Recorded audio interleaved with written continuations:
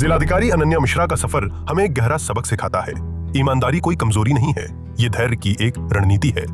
जब अनन्या ने एक भ्रष्ट सरकारी तंत्र की विशाल ताकत का सामना किया तो उन्हें एहसास हुआ कि सिर्फ सच्चा गुस्सा ही काफी नहीं है। झूठ पर टिकी व्यवस्था को तोड़ने के लिए उन्हें धैर्य की जरूरत थी।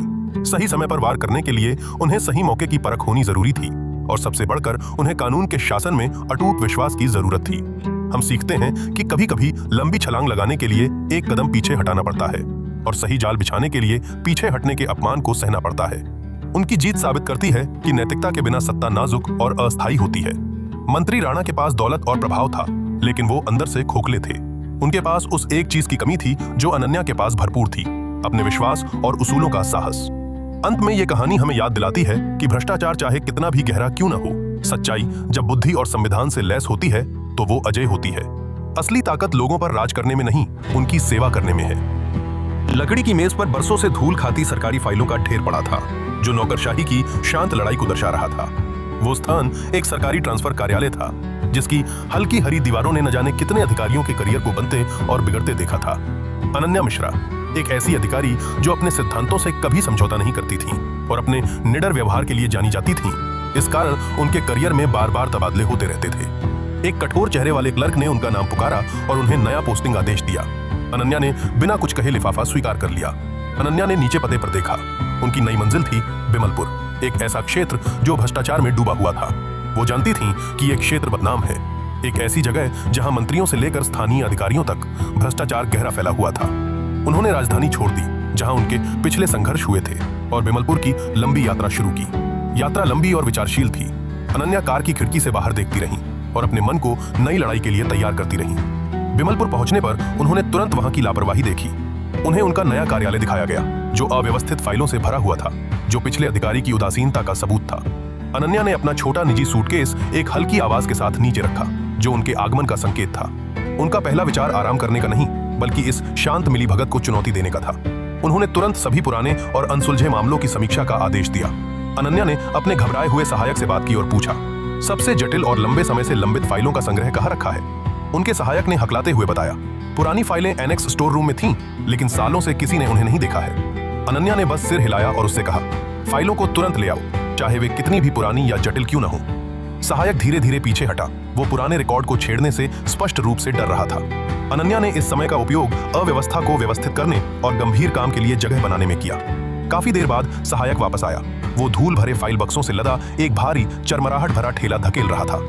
अनन्या ने ठेले की ओर देखा। उन्हें उसमें कचरा नहीं, बल्कि सैकड़ों भूली हुई कहानियां दिखाई दीं जो सामने आने का इंतजार कर रही थीं। उन्होंने अगले कुछ दिन पुरानी फाइलों में बिताए और नौकरशाही के धोखे की परतों को व्यवस्थित रूप से हटाया। हर फाइल लापरवाही, डर या जानबूझकर की गई लीपापोती की कहानी कह रही थी, जिससे उनका दृढ़ संकल्प और गहरा हो गया। तभी संपत्ति विवादों के ढेर के नीचे दबी एक विशेष फाइल ने उनका ध्यान खींचा। उन्होंने सावधानी से फाइल बाहर निकाली। कागज से सीलन और भूले हुए सत्यों की गंध आ रही थी। लेबल पर लिखा था, PPR विश्वविद्यालय घोटाला। अनन्या तुरंत जान गईं कि यह फाइल, जिसका शीर्षक बहुत साधारण था, बिमलपुर के भ्रष्टाचार की असली जड़ थी। उन्होंने सावधानी से पुरानी रस्सी की गांठ खोली।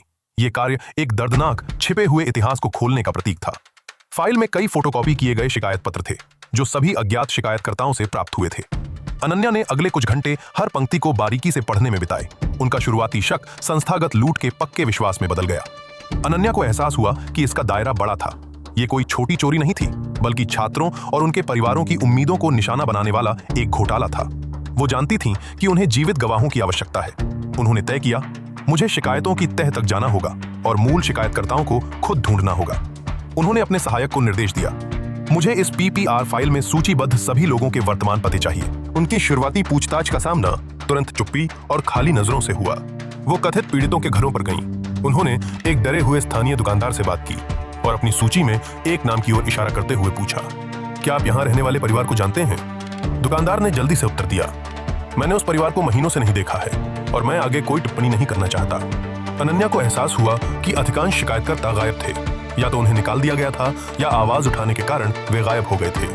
वो दूसरे पते पर गईं, एक झुग्गी बस्ती जहां एक परिवार ने घोटाले में अपनी जीवन भर की जमा पूंजी खो दी थी। एक पड़ोसी ने संदेह से बाहर देखा और अनन्या ने उससे पूछा, क्या तुम जानती हो कि शर्मा परिवार कहाँ गया? पड़ोसी ने फुसफुसाते हुए अनन्या को बताया, उन्होंने सब कुछ बेच दिया और राज्य छोड़ दिया। उन्होंने कहा कि वे डरे हुए थे। अनन्या ने षड्यंत्र के पूरे भार को महसूस किया। ये शक्तिशाली अदृश्य ताकतों द्वारा मानवीय गरिमा का आक्रामक दमन था। वो अपने कार्यालय लौट आईं, ये महसूस करते हुए कि स्थानीय स्तर पर कोई सुराग नहीं मिलेगा। उन्हें राज्य के बाहर देखने की आवश्यकता थी। उन्होंने पुराने विश्वविद्यालय रिकॉर्ड का अंतर्राष्ट्रीय छात्र वीजा डेटा के साथ मिलान करने में घंटों बिताए। कड़ी पूछताछ के बाद उन्हें आखिरकार एक सुराग मिला। 4 पूर्व छात्र जो विदेश में बसने में सफल रहे थे। उन्होंने सुरक्षित संचार चैनल स्थापित करना शुरू किया, क्योंकि वे डिजिटल रूप से ऐसी संवेदनशील जानकारी साझा करने के जोखिम जानती थीं। उन्होंने पहले छात्र से बात की और उसे बताया, मैं डीएम हूं और मेरे पास पीपीआर घोटाले के सबूत हैं और मुझे तुम्हारे आधिकारिक बयान की आवश्यकता है। स्क्रीन पर धुंधले चेहरे वाले छात्र ने जवाब दिया, हम बयान देने के लिए भारत आने को तैयार नहीं हैं। छात्र ने आगे समझाया कि अगर वे सार्वजनिक रूप से विश्वविद्यालय के खिलाफ गवाही देते हैं तो हमें अपनी जान और अपने परिवार की जान का डर है। अनन्या ने अन्य 3 छात्रों के साथ भी यही प्रक्रिया दोहराई। उन सभी ने डरते हुए मना कर दिया। डीएम मैडम हार मानने को तैयार नहीं थीं। उन्होंने डर को पहचाना, लेकिन तत्काल कार्रवाई की आवश्यकता को भी समझा। उन्होंने तय किया कि कागजी सबूत काफी हैं। उन्होंने पीपीआर विश्वविद्यालय के भीतर चल रहे बड़े पैमाने के घोटाले का पर्दाफाश कर लिया था। उनका अगला कदम दस्तावेजीकरण था। उन्होंने सभी शिकायतों की प्रतियां बनाई और एक अंतिम आधिकारिक रिपोर्ट तैयार करना शुरू कर दिया।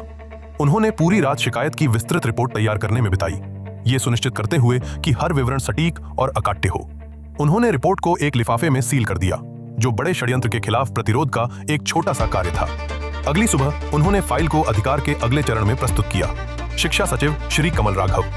वो शिक्षा सचिव श्री कमल राघव के कार्यालय में गईं, जो एक बड़ी महोगनी मेज के पीछे बैठे थे। अनन्या ने फाइल उनकी मेज पर रखी और घोटाले की गंभीरता के बारे में बताया। शिक्षा सचिव ने उनके काम की प्रशंसा की और उन्हें आश्वासन दिया कि विश्वविद्यालय के खिलाफ सख्त कार्रवाई की जाएगी। उन्होंने उनकी मेज से फाइल ले ली। प्रतीकात्मक रूप से जांच को युवा डीएम के हाथों से ले लिया। अनन्या कार्यालय से बाहर निकली। उनके मन में उम्मीद की एक किरण जागी कि शायद इस बार व्यवस्था काम करेगी। दिन बीतते गए, फिर हफ्ते बीत गए, लेकिन मुद्दे या विश्वविद्यालय के खिलाफ कोई कार्रवाई नहीं हुई। अनन्या को शक होने लगा। वो अपडेट के लिए बार बार शिक्षा सचिव के कार्यालय गईं। हर बार घबराई हुई सचिव ने उनसे कहा कि शिक्षा सचिव किसी बैठक में हैं या किसी दौरे पर हैं।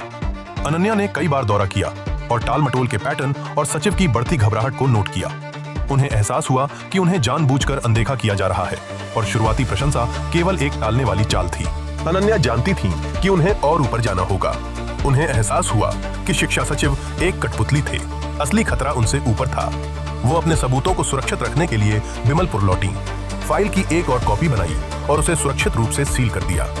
उन्होंने सील की गई कॉपी को अपनी निजी तिजोरी में रख दिया, ताकि मंत्री के नेटवर्क से उसकी सुरक्षा सुनिश्चित हो सके। उनका अगला कदम, वो प्रधान मुख्य सचिव श्री सुहान मलिक से मिलने गई, जो सर्वोच्च राजनीतिक सत्ता के ठीक नीचे का पद था। वो श्री सुहान मलिक के आधुनिक कार्यालय में गईं, जो सत्ता के अधिक परिष्कृत रूप को दर्शाता था। अनन्या श्री मलिक के सामने बैठी, एक औपचारिक लेकिन दृढ़ मुद्रा बनाए रखी और फाइल उनकी मेज पर रख दी।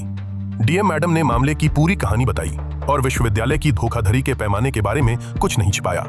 फिर उन्होंने सीधे आरोप लगाया और कहा कि शिक्षा सचिव श्री कमल राघव कोई कार्रवाई नहीं कर रहे हैं और मुद्दे को टाल रहे हैं। श्री मलिक रुके, अपना चश्मा उतारा और जवाब देने से पहले उसे धीरे धीरे साफ किया।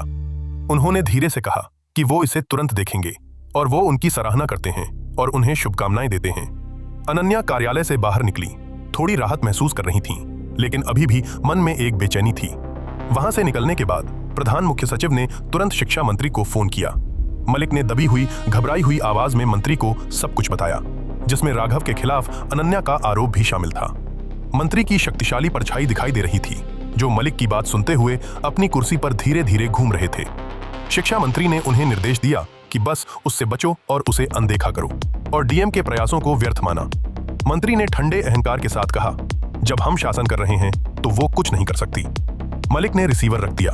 उनकी आज्ञाकारिता पूरी हो गई थी, क्योंकि वो और शिक्षा सचिव दोनों मंत्री की कठपुतली थे। कुछ दिनों बाद डीएम मैडम ने मामले पर अपडेट के लिए प्रधान मुख्य सचिव से संपर्क करने की कोशिश की। वो उनसे नहीं मिल सकी, क्योंकि वो उनसे मिलने से बच रहे थे। हमेशा कोई न कोई जरूरी बैठक होती थी। उन्हें इसमें कुछ गड़बड़ लगी। उनका संदेह निश्चितता में बदल गया। भ्रष्टाचार बहुत ऊपर तक था। अनन्या ने एक बड़ा जोखिम भरा निर्णय लिया। उन्होंने सीधे शिक्षा मंत्री के कार्यालय में फोन किया। उन्हें आश्चर्य हुआ, उन्हें तुरंत मिलने का समय मिल गया। सहमति की यह गति डरावनी थी। अनन्या जानती थीं कि वो शेर की मांद में जा रही हैं, लेकिन पूरे ऑपरेशन का पर्दाफाश करने का यही एकमात्र तरीका था। डीएम मैडम फाइल को व्यक्तिगत रूप से शिक्षा मंत्री के पास ले गईं। जो उनके पास मौजूद आखिरी भौतिक सबूत था। मंत्री के कार्यालय में पहुंचने पर वो अत्यधिक विलासिता और शक्ति वाले कमरे में चली गई। मंत्री ने एक दुष्ट मुस्कान और बुरी नजर के साथ डीएम मैडम का स्वागत किया। उन्होंने चौंकाने वाले शब्द बोले। उनसे कहा, तुम फिल्मों में कोशिश क्यों नहीं करती? तुम्हारा शरीर बहुत आकर्षक है। डीएम मैडम एक पल के लिए असहज महसूस करने लगी। इस अपमान और सत्ता के नशे को देखकर वो सन्न रह गईं। उन्होंने अपनी सारी हिम्मत जुटाई और व्यक्तिगत हमले को अपने मिशन को रोकने नहीं दिया। वो आगे बढ़ी। उनके हाथ में कंपन था और उन्होंने मंत्री को फाइल सौंप दी। रिपोर्ट पढ़ते ही मंत्री का चेहरा गुस्से से भर गया। उन्होंने पाठ को स्कैन किया और उनकी जांच की गहराई को समझा। मंत्री का गुस्सा एक हिंसक कार्य में फूट पड़ा। उन्होंने रिपोर्ट को टुकड़ों में फाड़ दिया। उन्होंने हिंसक रूप से टुकड़ों को हवा में उछाल दिया, जिससे उनके कार्यालय में सफेद सबूतों की बारिश हो गई। फिर उन्होंने मेज पर अपने हाथ जोर से मारे, जिसकी तेज आवाज पूरे बड़े कमरे में गूंज गई, जो डराने के लिए थी। मंत्री उन पर चिल्लाए और कहा, तुम यहाँ नई हो, तुम नहीं जानती कि चीजें कैसे काम करती हैं। उन्होंने उन्हें चुनौती दी और पूछा, लंबे समय से अनसुलझी फाइलों को संकलित करने से पहले तुम्हें यह पता करना चाहिए था कि पीपीआर विश्वविद्यालय का मालिक कौन है। वह नाटकीय प्रभाव के लिए रुके और तनावपूर्ण माहौल में सवाल को लटकने दिया। फिर आया भयानक खुलासा। मंत्री ने पूछा, क्या तुम जानती हो कि पीपीआर का मतलब क्या है? मंत्री प्रेम प्रताप राणा ने अनन्या मिश्रा की हार का मजा लेते हुए उनके कबूलनामे पर उनकी प्रतिक्रिया देखी। पीपीआर विश्वविद्यालय पर उनके मालिकाना हक का अहंकार एक हथियार था, जिसका उद्देश्य उनकी आत्मा को पूरी तरह से कुचलना था। अनन्या मिश्रा स्थिर खड़ी थी। भयानक सच्चाई उन्हें अपनी ईमानदारी की कीमत स्वीकार करने के लिए मजबूर कर रही थी। उन्होंने अपमान के दर्द को महसूस किया, लेकिन जल्दी ही इसे दबा दिया और अपना ध्यान अपने अस्तित्व पर केंद्रित किया। मंत्री ने उनकी चुप्पी को देखा। उनके चेहरे पर एक घमंडी भाव था, जो अनन्या के आत्मविश्वास के विनाश की पुष्टि कर रहा था। उन्होंने अपना फोन उठाया और सचिवालय में किसी मातहत को एक ठंडा संक्षिप्त आदेश दिया। उनके खिलाफ झूठे आरोप लगाने की प्रक्रिया तुरंत शुरू हो गई। मंत्री का फोन कॉल उनकी कठपुतलियों राघव और मलिक के लिए निलंबन प्रोटोकॉल को सक्रिय करने का संकेत था। मुख्य कुचलने वाला आरोप यह था कि उन पर आधिकारिक सौदों में रिश्वत लेने का झूठा आरोप लगाया गया है। मलिक ने तुरंत उन दस्तावेजों को बनाना शुरू कर दिया जो झूठे दावों को वैधता देने के लिए जरूरी थे। शिक्षा सचिव राघव ने यह सुनिश्चित किया कि मनगढ़ंत मीडिया लीक तेजी से फैले, ताकि समाचार चक्र पर हावी हो सके। उनकी लंबी ईमानदारी के बावजूद नौकरशाही मशीनरी ने उनके सम्मान को छीनने के लिए ठंडी कुशल गति से काम किया। एक जूनियर क्लर्क को बिमलपुर कार्यालय में अनन्या मिश्रा को आधिकारिक निलंबन नोटिस देने का काम सौंपा गया। डीएम अनन्या मिश्रा को अंतिम अधिसूचना मिली, जिसमें पुष्टि की गई कि उन्हें अन्यायपूर्ण तरीके से ड्यूटी से निलंबित कर दिया गया है। उन्होंने आरोपों को पढ़ा। उनका चेहरा भावहीन रहा। अन्याय एक ठंडा कठोर तथ्य था, जिसकी उन्होंने उम्मीद की थी। उन्होंने पीसीडी सुहान मलिक के हस्ताक्षर को देखा और उनकी पिछली झूठी प्रशंसा के असली अर्थ को पहचाना। ये पल उनके जीवन में एक काले और चुनौतीपूर्ण अध्याय की शुरुआत थी, जहां उनसे उनकी शक्ति और सम्मान छीन लिया गया था। वो शांत गलियारे में रुकी। कार्यालय की आधिकारिक आवाज उनके पतन की परवाह किए बिना उनके चारों ओर गूंज रही थी। अनन्या ने इमारत छोड़ दी। उनका आधिकारिक ड्राइवर इंतजार कर रहा था। उसके चेहरे पर अपमानित डीएम के लिए सहानुभूति थी। वो अपने घर आती हैं। घर की रोशनी गहराती शाम के खिलाफ ठंडी और स्वागतहीन लग रही थी।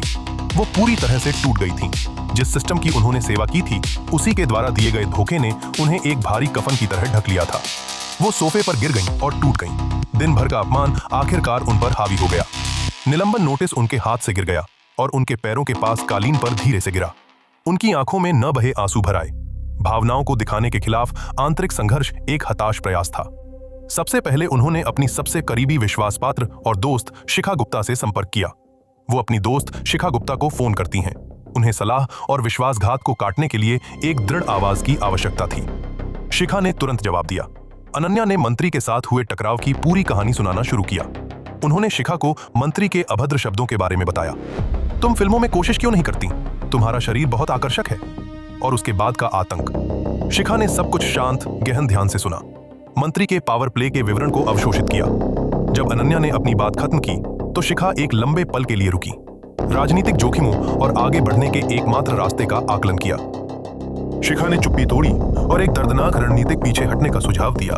उनसे कहा, अपना निलंबन रद्द करने के लिए पहले मंत्री के सामने माफी मांगो। अनन्या ने तुरंत झटके के साथ प्रतिक्रिया दी और पूछा, माफी? तुम चाहती हो कि उसने जो किया उसके बाद मैं उस आदमी से माफी मांगूं? शिखा ने जल्दी से उन्हें आश्वस्त किया और समझाया कि माफी केवल एक सामरिक नाटक था, जो उन पर लगाए गए सभी आरोपों को रद्द करने के लिए आवश्यक था। शिखा ने फिर गहरी योजना का खुलासा किया और अनन्या को बताया कि उनके दिमाग में एक योजना है जिसे हम सही समय आने पर लागू करेंगे। अनन्या ने धीरे धीरे रणनीतिक पीछे हटने के ठंडे तर्क को समझा, यह महसूस करते हुए कि माफी लंबे खेल के लिए एक आवश्यक बलिदान थी। अपनी दोस्त के साथ चर्चा के बाद वह रिलैक्स हो गई। एक योजना होने का भार, चाहे वह कितना भी कठिन क्यों न हो, सुकून देने वाला था। बातचीत 1 और घंटे तक चली, जिसमें परिकलित समर्पण और भविष्य के बदले का विवरण तय किया गया। उन्होंने फोन रख दिया और आखिरकार चैन की नींद सोई। निर्णय लिया जा चुका था, बलिदान और बदले का रास्ता साफ था। अगली सुबह चमकदार थी, जिसने अनन्या को अपने करियर के सबसे अपमानजनक पल को अंजाम देने के लिए मजबूर किया। अनन्या ने अपने औपचारिक कपड़े ठीक किए। कड़क कपड़ा शांति की नहीं, बल्कि युद्ध की वर्दी जैसा लग रहा था। अनन्या ने मंत्री के कार्यालय से संपर्क किया और प्रेम प्रताप राणा के साथ तत्काल निजी मुलाकात का अनुरोध किया। मंत्री उनके आत्मसमर्पण को देखने के लिए उत्सुक थे। उन्होंने उन्हें तुरंत समय दे दिया। वो किसी तरह मंत्री से मिलती हैं। दूसरी बार उनके शानदार कार्यालय में जाती हैं, इस बार एक याचक के रूप में। मंत्री राणा ने एक क्रूर, उम्मीद भरी मुस्कान के साथ उनका स्वागत किया, जीत का स्वाद चखा। अनन्या मेज के पास गई, पछतावे और विनम्रता का आवश्यक मुखौटा बनाए रखा। उन्होंने अपना दर्दनाक प्रदर्शन शुरू किया और उनसे कहा, मैं अपनी गलती के लिए माफी मांगती हूँ। उनकी आवाज कोमल और तनावपूर्ण थी। उन्होंने जारी रखा और विश्वविद्यालय के पीछे शक्तिशाली व्यक्तित्व को न पहचानने के लिए झूठा पछतावा व्यक्त किया। फिर वो बातचीत के मुख्य मुद्दे पर आईं और उनसे कहा कि वो अपने निलंबन को रद्द करने का अनुरोध करती हैं। और गरिमा के अंतिम बलिदान में उन्होंने उनसे कहा कि वो मंत्री जो भी कहेंगे वो करने के लिए तैयार हैं। कुछ देर के लिए मंत्री गंदी बातें सोचते हैं। उनकी आंखों में हवस थी जो उनके शरीर को देख रही थी। वो तुरंत उनके इरादे को समझ गईं और अपनी स्थिति की भयानक कमजोरी को महसूस किया। वो आंशिक रूप से भरी हुई आंखों से नीचे देखती हैं, वस्तुईकरण से बचने में असमर्थ, लेकिन अपने संयम को तोड़ने से इनकार करती हैं। मंत्री खुद को नियंत्रित करते हैं, ये तय करते हुए कि राजनीतिक जीत और उनका समर्पण क्षणिक व्यक्तिगत संतुष्टि से अधिक मूल्यवान थे। उन्होंने अपनी शर्त रखी और उनसे कहा, मैं एक शर्त पर उनका निलंबन रद्द करूंगा। शर्त यह थी कि उन्हें तुरंत राज्य से बाहर दूसरे क्षेत्र में स्थानांतरित कर दिया जाएगा। उन्होंने कहा कि उन पर लगाए गए आरोप समय के साथ खत्म हो जाएंगे, ये सुनिश्चित करते हुए कि उनका करियर आधिकारिक रूप से दफन हो गया था। डीएम मैडम मंत्री से सहमत हो जाती हैं। रणनीतिक पीछे हटने को सुरक्षित कर लिया गया। उन्होंने अपने प्रदर्शन का अंतिम भाग निभाया और उनसे कहा, वो नम आंखों और मुस्कान के साथ उनका धन्यवाद करती हैं। वो उनके कार्यालय से निकल जाती हैं। भारी दरवाजा उनके पीछे एक दबी हुई क्लिक के साथ बंद हो गया। उनके अपमान का अध्याय बंद हो गया। जाते समय मंत्री उन्हें वासनापूर्ण नजर से देखते हैं। उनका हक अभी भी अनियंत्रित था, भले ही उन्होंने उनके निर्वासन को सुरक्षित कर लिया हो। अनन्या अपनी कार तक पहुंची। दर्दनाक समर्पण अब उनके पीछे था, केवल लंबे खेल की जीत पर ध्यान केंद्रित कर रही थी। उन्होंने उस छिपे हुए रिकॉर्डिंग डिवाइस की जांच की जिसे वो अपने पिछले ट्रांसफर के बाद हमेशा साथ रखती थी। घर पहुंचते ही वो अपनी दोस्त शिखा को फोन करती हैं। अनन्या ने शिखा से कहा कि मैं सलाह के लिए तुम्हें धन्यवाद देती हूँ, ट्रांसफर पक्का हो गया है। अगले दिन उनके निलंबन को रद्द करने का आधिकारिक आदेश आ गया। साथ ही उनका नया पोस्टिंग आदेश भी नए डीएम के रूप में अपने नए क्षेत्र मिल्कापुर जिले में चली जाती हैं। उनकी मंजिल मिल्कापुर एक दूरदराज राजनीतिक रूप से शांत क्षेत्र था, जो राज्य की केंद्रीय सत्ता संरचनाओं से बहुत दूर था। वो अपने नए कार्यालय में पहुंची, एक मामूली कार्यात्मक इमारत, राजधानी की विलासिता से बहुत दूर। इस नए कार्यालय में वो बिना किसी का ध्यान आकर्षित किए शांति से मामलों को संभालती हैं, ये सुनिश्चित करते हुए कि वो किसी मीडिया या राजनीतिक ध्यान को आकर्षित न करें। उन्होंने अपने जीवन के सबसे बुरे दौर का अनुभव किया था और दर्द को शांत दृढ़ संकल्प में बदल दिया था। मंत्री राणा संतुष्ट थे, ये मानते हुए कि ईमानदार डीएम को अब निर्वासित कर दिया गया है और हमेशा के लिए बेअसर कर दिया गया है। उन्होंने अपने सहायक से कहा, वो डीएम अब किसी और की समस्या है और मेरा विश्वविद्यालय सुरक्षित है। अनन्या ने एक नया व्यक्तित्व अपनाया, एक शांत सतर्क अधिकारी जो बस नियमित मामलों को संभालती थी। शांत जिले में घुल मिल गई। दिन बीतते गए, फिर महीने बीतते गए, केवल मौसम के बदलाव और घड़ी की धैर्यवान टिक टिक से चिन्हित। वो अपना शांत काम करती रही, मिल्कापुर की छोटी प्रबंधनीय समस्याओं पर ध्यान केंद्रित करती रही। वो जानती थी कि शक्तिशाली लोग शायद ही कभी हमेशा शक्तिशाली रहते हैं। उनके बदले के लिए कार्रवाई की नहीं, बल्कि धैर्य की आवश्यकता थी। वो नियमित रूप से अपनी अपमानजनक माफी की ऑडियो फाइल की समीक्षा करती थी। अपनी याददाश्त का उपयोग अपने संकल्प को ईंधन देने के लिए करती थीं। लंबा इंतजार, गहन गुप्त तैयारी का दौर था। मंत्री के खिलाफ अपनी योजना को सही करना। जिस अवसर का वो इंतजार कर रही थीं, वो राजनीतिक माहौल में बदलाव था। एक ऐसा समय जब मंत्री राणा कमजोर होंगे और एक दिन बदले का समय आ गया जिसकी उन्होंने योजना बनाई थी। संदेश संकेत था। राजनीतिक माहौल बदल रहा था और मंत्री की सुरक्षात्मक शक्ति कमजोर हो रही थी। इस बार चुनाव होने वाले थे, जो रणनीतिक हमले के लिए सही खिड़की प्रदान कर रहे थे। सबसे महत्वपूर्ण विवरण यह था कि सत्तारूढ़ दल विधानसभा से हट गया है, जिसका अर्थ है कि शिक्षा मंत्री के हाथों में कोई शक्ति नहीं थी। उस शाम बाद में अनन्या की दोस्त शिखा गुप्ता चुपचाप उनके मिल्कापुर घर पहुंची, किसी भी नजर से बचते हुए। अनन्या के घर के अंदर दोनों महिलाएं आखिरकार बैठ गईं और वे दोनों अब कमजोर मंत्री के खिलाफ एक योजना बनाती हैं। शिखा ने समझाया कि उन्हें मंत्री के प्रभाव से मुक्त एक अधिकार की आवश्यकता है, मुख्य निर्वाचन अधिकारी, मतलब chief election officer, CEO. Ananya तुरंत सहमत हो गईं, यह महसूस करते हुए कि सीईओ की शक्ति अस्थायी रूप से सभी राज्य प्रशासनिक अधिकारियों से ऊपर थी। अनन्या ने शिखा से पूछा कि क्या वह सीईओ श्री अभय दुबे के साथ तुरंत एक बैठक की व्यवस्था कर सकती हैं। शिखा ने पुष्टि की और उनसे कहा, मैंने पहले ही इसकी व्यवस्था कर ली है, हम कल सुबह सबसे पहले उनसे मिलेंगे। अगली सुबह अनन्या और शिखा ने सीईओ श्री अभय दुबे के साथ तत्काल मुलाकात की मांग की। वे सीईओ श्री अभय दुबे के अत्यधिक सुरक्षित तटस्थ कार्यालय में चली गईं। डीएम मैडम उनके साथ मंत्री के साथ अपने पिछले मुद्दों के बारे में चर्चा करती हैं, घोटाले और टकराव का विवरण देती हैं। उन्होंने श्री दुबे को अपनी अपमानजनक माफी की ऑडियो फाइल दिखाई, जिससे मंत्री का मकसद और उनका जबरन समर्पण साबित हुआ। अनन्या ने फिर अनुरोध किया और सीईओ से कहा, मैं आपसे अनुरोध करती हूं कि मुझे डीएम के रूप में पिछले जिले बिमलपुर में वापस स्थानांतरित करने में मेरी मदद करें। श्री दुबे ने उनकी बात सुनी। संवेदनशील चुनाव अवधि के दौरान बिमलपुर में एक ईमानदार अधिकारी को तैनात करने की राजनीतिक आवश्यकता को पहचाना। सीईओ को एहसास हुआ कि उनकी शक्ति अस्थायी रूप से सभी राज्य प्रशासनिक अधिकारियों से ऊपर है। उन्होंने शांति से बात की और अनन्या से कहा कि मैं आपके अनुरोध से सहमत हूं। आधिकारिक मंजूरी दे दी। वह तुरंत उनके अनुरोध के अनुसार स्थानांतरण के लिए संबंधित प्राधिकारी को फोन करते हैं, आचार संहिता के तहत अपनी शक्ति का उपयोग करते हैं। अनन्या ने जीत की लहर महसूस की। अपने साहस और समर्थन के लिए श्री दुबे को बहुत धन्यवाद दिया। वह उन्हें धन्यवाद देती हैं, यह महसूस करते हुए कि यह उनके अपमान का बदला लेने और अपना सम्मान वापस पाने के लिए आवश्यक पहला कदम था। डीएम मैडम अपनी दोस्त के साथ अपने घर जाती हैं और अपने अगले कदम की योजना बनाती हैं। अपने निवास पर वापस दोनों महिलाओं ने अपने नक्शे और नोट्स फैलाए, छापे के अंतिम खतरनाक विवरणों पर ध्यान केंद्रित किया। शिखा ने धीरे से बात की और पूछा, क्या तुम समय के बारे में सुनिश्चित हो अनन्या? मंत्री हिंसक प्रतिक्रिया देगा। अनन्या ने जवाब दिया। उनकी आवाज ठंडी और स्थिर थी और शिखा से कहा कि समय परीक्षाओं के दौरान होना चाहिए और मीडिया को मौजूद होना चाहिए। उसे हमेशा के लिए रोकने का यही एकमात्र तरीका है। अनन्या ने धोखाधड़ी और मंत्री के बेटे की आक्रामकता के पूर्ण निर्विवाद दृश्य प्रमाण की आवश्यकता पर जोर दिया। शिखा ने सिर हिलाया, यह महसूस करते हुए कि स्थानीय पुलिस पर मंत्री के नियंत्रण को दरकिनार करने के लिए छिपे हुए कैमरे का उच्च जोखिम वाला तत्व आवश्यक था। उन्होंने मीडिया के घात की रसद के माध्यम से भाग लिया, यह सुनिश्चित करते हुए कि प्रेस को सूचित किया गया था, लेकिन ऑपरेशन को जोखिम में डालने के लिए पर्याप्त नहीं था। शिखा ने कहा कि मीडिया स्टैंड बाय पर रहेगा, लेकिन केवल तुम्हें अनन्या सटीक स्थान और अंतिम संकेत पता होगा। अनन्या ने पुष्टि की और कहा, मैं यह सुनिश्चित करूंगी कि गुंजन के हमला करते ही छिपे हुए कैमरे का फुटेज लाइव डिलीवर एक हो जाए। ध्यान मंत्री के बेटे गुंजन राणा पर गया, जो पूरी भ्रष्ट व्यवस्था में कमजोर कड़ी था। शिखा ने अनन्या को याद दिलाया कि गुंजन का अहंकार उसके पिता की सबसे बड़ी देनदारी है। अनन्या ने योजना बनाने की रात समाप्त की, उद्देश्य की ठंडी परिचित लहर महसूस की, जो पिछले महीनों के दुख की जगह ले रही थी। अगली सुबह वह अपने पिछले जिले बिमलपुर चली जाती हैं, अब अपने असली युद्ध के मैदान में लौट रही हैं। सहायक, जो पहली बार फाइलों के लिए पूछने पर हकलाया था, उन्हें नए सम्मान के साथ अंदर आते हुए देखा।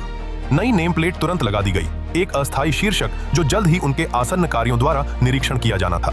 वह चुपचाप अपने सभी कर्तव्यों का पालन करती हैं, यह सुनिश्चित करते हुए कि मंत्री अपनी असली गुप्त मंशा से बेखबर रहें। मंत्री उनकी नियमित वापसी के बारे में सुनकर हंसे और अपने कर्मचारियों से कहा, डीएम ने अपना सबक सीख लिया है, वह अब बस आदेशों का पालन कर रही है। अनन्या ने अपना धैर्यवान इंतजार जारी रखा। हर हस्ताक्षरित दस्तावेज और हर नियमित बैठक केवल उल्टी गिनती को चिन्हित कर रही थी।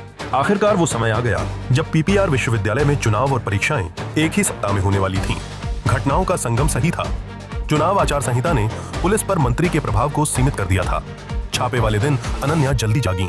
वो कार्रवाई के लिए तैयार सादे कार्यात्मक कपड़े पहने हुए थीं। उनकी अंतिम तैयारी। उन्होंने सावधानी से छोटे छिपे हुए कैमरे को चालू किया। अनन्या अकेले घर से निकली, अपनी निजी बिना निशान वाली कार को विश्वविद्यालय परिसर की ओर ले गईं। परीक्षा के समय डीएम मैडम गुप्त रूप से विश्वविद्यालय पर छापा मारती हैं।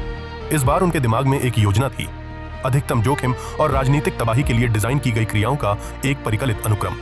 अनन्या ने तेजी से परीक्षा हॉल का पता लगाया, उस व्यक्ति के आत्मविश्वास के साथ जिसने पीपीआर विश्वविद्यालय के ब्लूप्रिंट का बारीकी से अध्ययन किया था। उन्होंने हॉल में एक छोटी ऊंची खिड़की से झांका। उनकी आंखें अपने प्राथमिक लक्ष्य के लिए छात्रों की पंक्तियों को स्कैन कर रही थीं। वो तेजी से परीक्षा हॉल ढूंढती हैं, जहां शिक्षा मंत्री का बेटा गुंजन राणा परीक्षा दे रहा है, जो एक केंद्रीय मेज पर प्रमुखता से बैठा है। डीएम मैडम घोटाले और वर्षों के भ्रष्टाचार को याद करती हैं, इसलिए वो खुलेआम धोखाधड़ी से हैरान नहीं है। उन्होंने पुष्टि की कि वो गुंजन राणा और उनके दोस्तों द्वारा धोखाधड़ी की उम्मीद कर रही थीं। अनन्या ने परीक्षा हॉल के भारी लकड़ी के दरवाजे को धक्का देकर खोला। तनावपूर्ण सन्नाटे में आवाज जोर से गूंज रही थी। वो उसकी ओर बढ़ती हैं और उसका सामना करती हैं। उनके कदम अन्यथा शांत, तनावपूर्ण कमरे में उद्देश्यपूर्ण और जोर से थे। वो उसकी मेज पर रुकीं और गुंजन से दृढ़ता से कहा, मैं अनुचित साधनों का उपयोग करने के लिए तुरंत आपके कागजात और डेस्क को जब्त कर रही हूं। सामना करने पर वो डीएम मैडम पर भड़क जाता है। सार्वजनिक अपमान ने तुरंत उसके हकदार गुस्से को भड़का दिया। गुंजन अनन्या पर चिल्लाने लगा और चिल्लाया, तुम मेरी परीक्षा में बाधा डालने वाली कौन होती हो? यहां से बाहर निकलो। स्थिति तेजी से बढ़ी। वो आक्रामक रूप से अश्लील गालियों और अपशब्दों के साथ उन्हें गाली देता है। अपने हकदार गुस्से के आवेश में उसने शारीरिक रूप से उन्हें बुरी तरह से छूने की कोशिश की। उन्हें डराने और कागजात जब्त करने के प्रयास में उनके साथ बदसलूकी की। अनन्या के ब्लेजर के अंदर क्लिप किए गए छिपे हुए कैमरे ने हिंसा को बिल्कुल स्पष्टता से कैद कर लिया। उन्होंने उसे दोनों हाथों से जोर से पीछे धक्का दिया। आक्रामकता के क्षण का उपयोग अलग होने और अपनी योजना के अगले चरण को निष्पादित करने के लिए किया। अनन्या मुड़ी और परीक्षा हॉल से बाहर भागी, ये जानते हुए कि उन्हें गुंजन को जाल में फंसाने की जरूरत है। गुंजन भी उनके पीछे भागा, धमकियां चिल्लाते हुए। उसका अंधा गुस्सा किसी भी तर्कसंगत सावधानी को खत्म कर रहा था।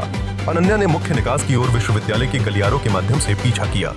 दरवाजे पर पहुंचने पर गुंजन को इस अंतिम विनाशकारी चाल की उम्मीद नहीं थी। उसे आश्चर्य हुआ। उसने देखा कि कई प्रेस मीडिया लाइव फीड के साथ शूट करने के लिए तैयार थे। गुंजन का अहंकार तुरंत चकनाचूर हो गया। उसने जल्दी से अपना चेहरा छिपा लिया और अपने दोस्तों के साथ विश्वविद्यालय परिसर से भाग गया।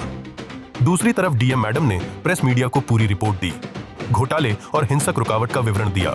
महत्वपूर्ण रूप से वो अपने छिपे हुए कैमरे से फुटेज को मीडिया लाइव फीड में जोड़ती हैं, जिसमें गुंजन के हमले को दिखाया गया है। अनन्या ने मीडिया से कहा कि ये फुटेज शिक्षा मंत्री द्वारा संरक्षित गहरे आपराधिक इरादे का निश्चित प्रमाण है। चूंकि यह आचार संहिता थी, इसलिए पुलिस को चुनावी कानून और सार्वजनिक जांच द्वारा विवश होकर तुरंत कार्रवाई करनी पड़ी। कुछ ही मिनटों में पुलिस ने विश्वविद्यालय में प्रवेश किया और गुंजन और उसके दोस्तों को गिरफ्तार कर लिया। पुलिस अधिकारी ने डीएम को आश्वासन दिया और उनसे कहा, हम आवश्यक कार्रवाई करेंगे और उचित कानूनी कार्रवाई सुनिश्चित करेंगे। उन्होंने औपचारिक रूप से कदाचार और हमले के लिए विश्वविद्यालय प्राधिकरण के खिलाफ उनकी शिकायत दर्ज की। यहाँ शिक्षा मंत्री को समाचार चैनल से इस मुद्दे के बारे में पता चला। ब्रेकिंग न्यूज पर अपने बेटे की गिरफ्तारी को देखा। मंत्री का चेहरा शुरू में सदमे से पीला पड़ गया था, जल्दी ही विस्फोटक गुस्से से लाल हो गया। उनका बेटा ब्रेकिंग न्यूज पर था। मंत्री प्रेम प्रताप राणा अपने बेटे को समाचारों पर देखकर अपना आपा खो बैठे।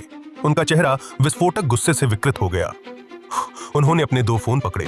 सार्वजनिक अपमान को रोकने और गुंजन को बचाने के लिए हर संसाधन जुटाने के लिए दृढ़ संकल्पित थे।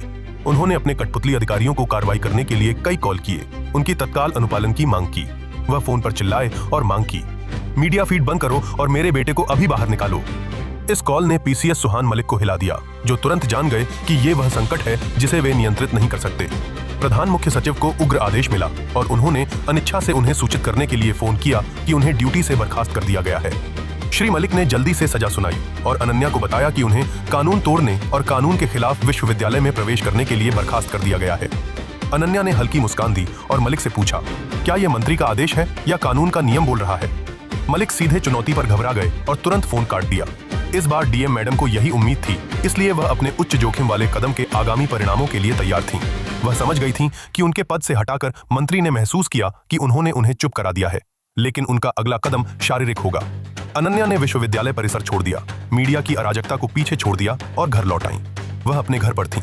चूंकि उन्हें तत्काल प्रभाव से बर्खास्त कर दिया गया था, इसलिए उनके सुरक्षा गार्ड पहले ही वापस ले लिए गए थे। अनन्या अपने घर में चली, ताले की जांच की और खिड़कियों को सुरक्षित किया। उस खतरे के लिए तैयारी कर रही थी जो वह जानती थी कि आ रहा है। उन्होंने अपने निजी मोबाइल फोन को रिकॉर्ड पर रखा और इसे अपने लिविंग रूम की मेज के केंद्र में सावधानी से रखा। चिंतित नहीं थी क्योंकि वह इसके लिए तैयार थी। उन्होंने शारीरिक खतरे का पहले से ही अनुमान लगा लिया था। रात के करीब 11 बजे का समय था। वातावरण शांत था, घड़ी की टिक टिक को बढ़ा रहा था। वह शांति से खतरे का इंतजार कर रही थी, शांति से अपना पानी पी रही थी। हताश मंत्री द्वारा किराए पर लिया गया खतरा आ गया। एक बड़ी काली बिना निशान वाली वैन चुपचाप रुकी। गुंडे उनके मुख्य दरवाजे को तोड़कर उनके घर में घुसने की कोशिश करते हैं। ये मानते हुए कि उनके पास एक स्पष्ट आसान लक्ष्य है। अनन्या ने धमाका सुना और बैठी रही। उनकी आंखें प्रवेश द्वार पर टिकी थीं, अडिग थीं। लेकिन जैसे ही उन्होंने दरवाजा खोला, गुंडों ने समाचार मीडिया को रिकॉर्ड करते और लाइव फीड का प्रसारण करते देखा। रोशनी तेज थी और कैमरे चल रहे थे। गुंडों के हैरान चेहरे पूरे राज्य में लाइव प्रसारित किए गए। गुंडे हैरान रह गए। उनकी हिंसक योजना लाइव सार्वजनिक प्रदर्शन से निष्प्रभावी हो गई। उन्होंने यह भी देखा कि मीडिया क्रू के साथ उच्च पदस्थ पुलिस अधिकारी उन्हें गिरफ्तार करने के लिए इंतजार कर रहे थे। मुख्य पुलिस अधिकारी ने आदेश दिया, तुम हत्या की साजिश के आरोप में गिरफ्तार हो, अपने हथियार डाल दो। इंतजार कर रहे अधिकारियों द्वारा कुछ गुंडों को तुरंत गिरफ्तार कर लिया गया, रंगे हाथों पकड़ा गया। कुछ भागने में सफल रहे, मुख्य प्रवेश द्वार से बेतहाशा भागते हुए और रात की छाया में जल्दी से गायब हो गए। भागे हुए गुंडों ने मंत्री को फोन किया और उन्हें घात और हत्या की साजिश की पूरी विफलता के बारे में सब कुछ बताया। मंत्री राणा ने फोन का जवाब दिया, केवल अपने किराए के हत्यारे की घबराई हुई आवाज सुनने के लिए। राणा ने फोन गिरा दिया। उनके बड़े कमरे में अचानक हुई चुप्पी उनकी बर्बादी को बढ़ा रही थी। बिमलपुर पुलिस स्टेशन में गिरफ्तार गुंडों से पूछताछ तुरंत और आक्रामक रूप से शुरू हुई। इंस्पेक्टर ने मांग की, आज रात तुम्हें यहाँ किसने भेजा, हमें नाम बताओ। पूछताछ के दबाव में कुछ गुंडों ने स्वीकार किया कि शिक्षा मंत्री ने डीएम मैडम को मारने के लिए उन्हें काम पर रखा था। गुंडे ने विवरण की पुष्टि की, स्वीकार किया कि मंत्री प्रेम प्रताप राणा ने डीएम मिश्रा की बर्खास्तगी के बाद उन्हें खत्म करने के लिए हमें काम पर रखा था। पुलिस ने तुरंत गुंडों के कबूलनामे का मिलान अनन्या के मंत्री की अश्लील धमकियों के रिकॉर्ड किए गए सबूतों से किया। पुलिस ने तुरंत गहरी जांच की, गुंडों के कबूलनामे को मंत्री के उग्र फोन कॉल से जोड़ा। उन्होंने हमले और विश्वविद्यालय के छापे दोनों से सबूत इकट्ठा किए, एक जबरदस्त कानूनी मामला बनाया। अनन्या मिश्रा के छिपे हुए कैमरे के फुटेज को तुरंत आपराधिक साजिश की फाइल में जोड़ा गया। प्रभारी अधिकारी ने पुलिस टीम को आदेश दिया, शिक्षा मंत्री पर आपराधिक प्रतिबंध और हत्या की साजिश के लिए तुरंत मामला दर्ज करें। यह उसी रात किया गया। त्वरित न्याय यह सुनिश्चित करता है कि मंत्री के पास अपने राजनीतिक संपर्कों का उपयोग करने का समय न हो। अगली सुबह पुलिस का काफिला गिरफ्तारी वारंट निष्पादित करने के लिए मंत्री के आवास की ओर बढ़ा। मंत्री प्रेम प्रताप राणा अभी भी अपमान पर उबल रहे थे। पुलिस प्रतिक्रिया की गंभीरता के लिए पूरी तरह से तैयार नहीं थे। मुख्य अधिकारी ने औपचारिक रूप से कहा, मंत्री प्रेम प्रताप राणा, आप हत्या की साजिश और आपराधिक भ्रष्टाचार के आरोप में गिरफ्तार हैं। राणा ने कमजोर विरोध किया, दावा किया, यह एक राजनीतिक साजिश है, आप एक शिक्षा मंत्री को गिरफ्तार नहीं कर सकते। अधिकारियों ने जल्दी और पेशेवर रूप से उन्हें हथकड़ी लगाई, उनके विरोध और पद को नजरअंदाज कर दिया। पुलिस राणा को बाहर इंतजार कर रहे वाहन की ओर ले गई। उनका सिर पूरी तरह से हार में झुका हुआ था। गुंजन राणा, जो पहले से ही हिरासत में थे, को सूचित किया गया कि उनके पिता को गंभीर आरोपों में गिरफ्तार कर लिया गया है। अनन्या मिश्रा अगली सुबह मंत्री की गिरफ्तारी की खबर सुनकर जागी। उनका दिल भारी लेकिन विजयी था। उन्होंने शिखा गुप्ता को फोन किया और उनसे कहा, मंत्री गिरफ्तार हो गया है। लंबा खेल आखिरकार रंग लाया।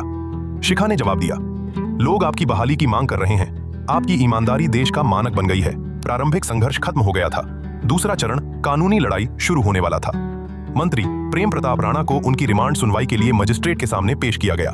मजिस्ट्रेट ने हत्या की साजिश और बड़े पैमाने पर धोखाधड़ी के आरोपों को सुना। उनका चेहरा गंभीर था। मजिस्ट्रेट ने राणा को संबोधित किया और कहा, सबूतों की गंभीरता को देखते हुए जमानत खारिज की जाती है। राणा ने मजिस्ट्रेट को घूरा। यह एहसास कि उनका पैसा और ताकत स्वतंत्रता नहीं खरीद सकते डूब रहा था। अनन्या मिश्रा ने अपने कार्यालय में टीवी पर रिमांड सुनवाई को लाइव देखा। न्याय का पहला स्वाद चखा। वह जानती थी कि राजनीतिक परिणाम तत्काल थे। मंत्री की पार्टी ने उन्हें अपने समूह से बाहर निकाल दिया। सार्वजनिक प्रतिक्रिया उल्लासपूर्ण थी। लोग बड़े पैमाने पर विरोध प्रदर्शन में सड़कों पर उतर आए। अनन्या ने समाचारों पर भीड़ को देखा। महसूस किया कि लोग मांग कर रहे थे कि डीएम मैडम की बर्खास्तगी को रद्द किया जाना चाहिए। मामला अदालत में चला गया और अदालत ने भारी जनहित और मीडिया कवरेज के कारण सुनवाई में तेजी लाई। अनन्या मिश्रा ने अपनी पूरी गवाही तैयार की। घोटाले, धमकियों और जबरन माफी का विवरण दिया। उन्होंने मंत्री के कबूलनामे की ऑडियो फाइल को सावधानीपूर्वक सुरक्षित किया। मुकदमे के लिए इसकी अखंडता सुनिश्चित की। इस बीच अपमानित कठपुतलियों राघव और मलिक को पूछताछ के लिए लाया गया। मलिक ने कड़वाहट से राघव से कहा, मंत्री ने कहा था कि वह कुछ नहीं कर सकती, वह गलत थे और अब हम कीमत चुका रहे हैं। राघव केवल जवाब दे सके। उसने कहा था कि आरोप समय के साथ मर जाएंगे। उसने हम सभी से झूठ बोला। अनन्या ने मुकदमे के लिए अपनी उपस्थिति को अंतिम रूप दिया। अपने सबसे आधिकारिक अडिग सूट में तैयार हुई। उन्होंने जाने से पहले एक अंतिम गहरी सांस ली। साजिश पर घातक प्रहार करने के लिए तैयार थीं। पुलिस का काफिला अनन्या को सुरक्षित रूप से अदालत कक्ष तक ले जाने के लिए पहुंचा। अनन्या अधिकारियों से मिलने के लिए बाहर निकली। उनकी चाल आत्मविश्वास और नपी तुली थी। अदालत कक्ष के अंदर मंत्री राणा को लाया गया। उनका चेहरा अब और हारा हुआ था। गुंजन राणा अलग बैठे थे, छोटे और डरे हुए दिख रहे थे। अपने धोखाधड़ी के आरोपों पर अदालत के फैसले का इंतजार कर रहे थे। न्यायाधीश ने प्रवेश किया, भीड़भाड़ वाले अदालत कक्ष का ध्यान आकर्षित किया। अभियोजक ने अपनी अंतिम दलीलें शुरू की, धोखाधड़ी और साजिश के सबूतों का सारांश दिया। अभियोजक ने अनन्या के रिकॉर्ड किए गए सबूत पेश किए और कहा, मंत्री ने इस ऑडियो पर अपने भ्रष्टाचार को स्वीकार किया, धोखाधड़ी वाले विश्वविद्यालय के अपने स्वामित्व की पुष्टि की। राणा ने अनन्या को घूरा। उनकी छिपी रिकॉर्डिंग का विश्वासघात एक अंतिम विनाशकारी झटका था। बचाव पक्ष के वकील ने आरोपों को कम करने का प्रयास करते हुए एक कमजोर अंतिम दलील दी। न्यायाधीश ने बात की और कहा कि अदालत ने शिक्षा मंत्री प्रेम प्रताप राणा को सभी मामलों में दोषी पाया है। न्यायाधीश ने कहा कि इन जघन्य अपराधों के लिए अदालत प्रेम प्रताप राणा को आजीवन कठोर कारावास की सजा सुनाती है। राणा थोड़ा लड़खड़ाए। आजीवन कारावास की सजा ने आखिरकार उनके अहंकार को पूरी तरह से तोड़ दिया। अदालत फिर गुंजन और उसके दोस्तों के खिलाफ शैक्षणिक धोखाधड़ी के आरोपों पर चली गई। न्यायाधीश ने कहा कि उन्हें कदाचार में उनकी भूमिकाओं के लिए 3 साल की कैद की सजा दी गई। न्यायाधीश ने फिर नौकरशाहों की ओर रुख किया। शिक्षा मंत्री की सभी कठपुतलियों को दोषी पाया। न्यायाधीश ने प्राधिकरण को आदेश दिया कि उन्हें तुरंत नौकरी से बर्खास्त कर दिया जाए और आपराधिक मिलीभगत के लिए उनके खिलाफ मामला दर्ज किया जाए। न्यायाधीश ने अंतिम दोषमुक्त आदेश दिया। संबंधित प्राधिकारी को डीएम मैडम की बर्खास्तगी को रद्द करने के लिए कहा। आदेश आगे गया, जिसमें कहा गया कि अदालत उनके असाधारण साहस और सेवा के लिए उन्हें पदोन्नत करने के लिए एक अपील करेगी। गैलरी में बैठी अनन्या मिश्रा ने आखिरकार अपने पेशेवर संयम को तोड़ते हुए एक छोटी विजयी मुस्कान की अनुमति दी। सुनवाई समाप्त होने के बाद डीएम मैडम चेहरे पर मुस्कान के साथ खुशी से बाहर निकलती हैं। अदालत के बाहर लोगों की एक बड़ी भीड़ उनका स्वागत करने, फूल थामे और जयकार करने के लिए इंतजार कर रही थी। अनन्या जयकार कर रहे नागरिकों के पास पहुंची। उनका दिल जीत के साथ फूल रहा था। उन्होंने सभा से बात की और उनसे कहा, ईमानदार अधिकारी और न्याय के कारण का समर्थन करने के लिए मैं आप सभी का धन्यवाद करती हूँ। उन्होंने एक अंतिम शक्तिशाली वादा किया, उन्हें आश्वासन दिया, मैं बिना किसी समझौते के आपके लिए सच्चाई से काम करने का वादा करती हूँ। मंत्री प्रेम प्रताप राणा को हथकड़ी लगाकर ले जाया गया। उनका महंगा सूट अब कुचला हुआ और बेकार था। उन्हें पुलिस वैन में डाल दिया गया। भीड़ की जयकार की आवाज उनकी अंतिम हार के साउंड ट्रैक के रूप में काम कर रही थी।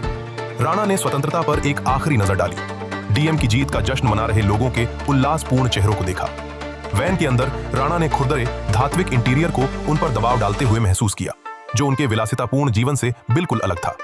वैन केंद्रीय जेल पहुंची। राणा को बाहर लाया गया। उनकी चाल अब धीमी और संकोचपूर्ण थी। उन्हें एक कठोर, भारी भरकम जेल गार्ड को सौंप दिया गया। राणा ने डरपोक, याचक नजरों से गार्ड की ओर देखा। जेल गार्ड ने राणा को तीखे स्वर में आदेश दिया, चलो कैदी, कल सुबह सबसे पहले तुम्हें कपड़े धोने की ड्यूटी करनी है। राणा लड़खड़ाते हुए आगे बढ़े। उनका राजनीतिक करियर, धन और शक्ति तुरंत एक आम कैदी की तरह कम हो गई। अगली सुबह अनन्या मिश्रा अपने कार्यालय पहुंची। अदालत के फैसले के बाद ड्यूटी फिर से शुरू करने के लिए तैयार थी। उनके सहायक ने उनका स्वागत किया, जो व्यापक मुस्कान के साथ आगे बढ़ा। सहायक ने उनसे कहा, मैडम, आपका निलंबन औपचारिक रूप से रद्द कर दिया गया है और प्रमोशन का आदेश दोपहर तक आने की उम्मीद है। अनन्या ने सिर हिलाया और अपने सहायक से कहा, धन्यवाद, हमारे पास पकड़ने के लिए बहुत सारा ईमानदार काम है। उनका पहला काम मूल पीपीआर स्कैम फाइल को निकालना था, जो उनकी मेज पर वापस कर दी गई थी। उन्होंने फाइल खोली, अपनी प्रारंभिक रिपोर्ट के फटे हुए टुकड़ों को देखा, जो मंत्री के गुस्से से बिखर गए थे। उन्होंने छिपी हुई तिजोरी से अपनी रिपोर्ट की बैकअप कॉपी वाले छोटे सीलबंद लिफाफे को सावधानी पूर्वक निकाला। अनन्या ने फटे हुए टुकड़ों और सुरक्षित कॉपी को देखा, जो उनकी रणनीतिक जीत का ठोस सबूत था। वह अपनी मेज पर बैठ गई। पीपीआर विश्वविद्यालय में सुधार शुरू करने की औपचारिक प्रक्रिया शुरू की। उन्होंने अपने सहायक को आदेश दिया, पीपीआर विश्वविद्यालय के नए अंतरिम नेतृत्व को तुरंत मेरे कार्यालय में बुलाओ। बिमलपुर की प्रशासनिक सफाई तुरंत शुरू हो गई, जो भ्रष्ट शासन के अंत का संकेत दे रही थी। एक गंदी होल्डिंग सेल में गुंजन राणा को सूचित किया गया कि उन्हें जल्द ही सुधार सुविधा में ले जाया जाएगा। गुंजन ने गार्ड से कांपती आवाज में पूछा, मुझे अपनी मां से कब मिलने दिया जाएगा? गार्ड ने सख्ती से जवाब दिया, तुम्हें नियमों का पालन करना होगा कैदी। मुलाकात की अनुमति केवल सप्ताहांत पर है। इस बीच अपमानित पीसीएस सुहान मलिक को अपना शानदार सरकारी अपार्टमेंट खाली करने का नोटिस मिला। मलिक ने दरवाजा खोला, नोटिस देखा और पीड़ा और निराशा की एक मूक चीख निकल गई। राघव और मलिक को आखिरी बार सचिवालय बुलाया गया ताकि वे अपना निजी सामान इकट्ठा कर सकें। मलिक ने राघव से बुदबुदाया, हमें उसे शुरुआत में ही रोक देना चाहिए था, जब उसने फाइलों के बारे में पूछा था। राघव ने जवाब दिया, उनकी आवाज फीकी थी, अब बहुत देर हो चुकी थी। मंत्री का भ्रष्टाचार छिपाने के लिए बहुत गहरा था। अनन्या ने पीपीआर विश्वविद्यालय के नए नेतृत्व से मुलाकात की। उनका मिशन संस्था को उसकी गंदगी से साफ करना था। अनन्या ने अधिकारियों से कहा, धोखाधड़ी के लिए 0 टॉलरेंस होगी, हर एक प्रवेश पारदर्शी होना चाहिए। इस बीच मंत्री प्रेम प्रताप राणा को उनकी अंतिम जेल कोठरी सेल ब्लॉक डी में ले जाया गया। उन्हें उनकी मामूली जेल की वर्दी सौंपी गई। खुरदरा पतला कपड़ा उनके रेशमी कुर्ते से बिल्कुल अलग। राणा ने कांपते हाथों से वर्दी उठाई। खुरदरे कपड़े को पूरी तरह से अविश्वास में घूरते रहे। जेल गार्ड ने राणा को सख्ती से निर्देश दिया, इसे पहन लो कैदी, 5 मिनट में लाइट बंद हो जाएगी। राणा अपरिचित कपड़ों में बदलने के लिए संघर्ष कर रहे थे। उनकी हरकतें धीमी और अनाड़ी थीं। उन्होंने छोटी खाली कोठरी के चारों ओर देखा, अपने कारावास की पूर्ण अंतिम स्थिति को महसूस किया। राणा ने खुद से फुसफुसाया, उनकी आवाज हार से भारी थी। उसने मेरे साथ ऐसा किया, वह डीएम। भारी सेल के दरवाजे के बंद होने की आवाज ब्लॉक के माध्यम से गूंज उठी, उसे दुनिया से अलग कर दिया। राणा की सजा उनके जीवन का एक कठोर पूर्ण उलटफेर था।